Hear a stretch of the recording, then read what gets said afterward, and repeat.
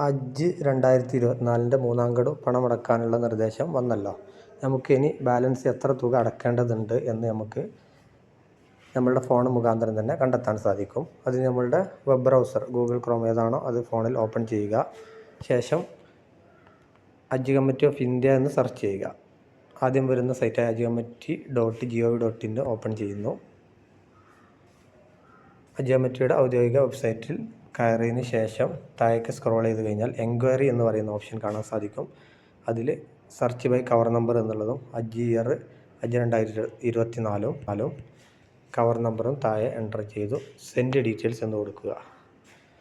തുടർന്ന് നമ്മളുടെ കവറിലുള്ളവരുടെ full details കാണാൻ സാധിക്കും. കവർ നമ്പറും ബാങ്ക് റെഫറൻസ് നമ്പറും കവറിലുള്ള ഹാജിമാരുടെ ഫോട്ടോയും പേര്, വയസ്സ് തുടങ്ങിയ കാര്യങ്ങൾ. അതുപോലെ തന്നെ നമ്മൾ അറവ്, അതായത് അതായി ഹജ്ജ് കമ്മിറ്റി വഴി സെലക്ട് ചെയ്തിട്ടുണ്ടെങ്കിൽ യെസ് എന്നുണ്ടായിരിക്കും, അല്ലെങ്കിൽ നോ എന്നുണ്ടായിരിക്കും. നോ എന്നാണെങ്കിൽ അതിൻ്റെ പണം നമുക്ക് അടയ്ക്കാനുള്ള ടോട്ടൽ തുകയിൽ കാണിക്കുകയില്ല.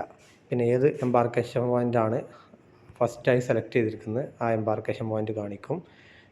അതുപോലെ തന്നെ തൊട്ട് മുമ്പ് പണം അടച്ചതിൻ്റെ വിവരങ്ങൾ, അതിൻ്റെ താഴെയായിട്ട് ടോട്ടൽ ബാലൻസ് എമൗണ്ട് എന്നുള്ളതിൽ കാണുന്ന എമൗണ്ട് ആയിരിക്കും ഇനി നമുക്ക് അടയ്ക്കാനുള്ളത്.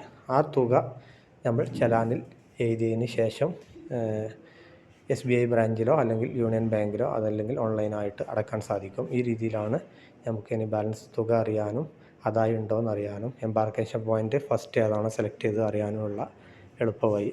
Thank you.